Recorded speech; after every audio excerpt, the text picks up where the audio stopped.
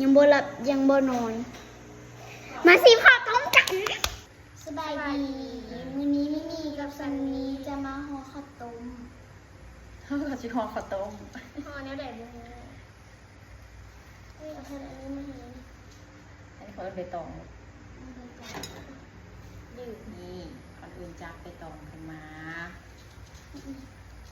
ข้าวใส่ ไปตรงนั้น ข้าวใส่อยู่ตรงนู้นมะกล้วยใส่ เอาร่วมกันจิ๊กอันนี้คือก็งานที่อยากไปมอกคุณสิจ่ายเป็นไง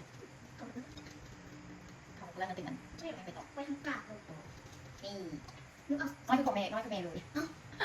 น้อยคือคนเลย ไม่ได้หรอ ใส่ทางนี้ทางนี้ยังพออะไรแล้วพอละพอแขก ยังซีถึงมาได้บ่ได้บ่แม่ต้องใส่อะไร พออะไรแล้วพอแขกอ่ะ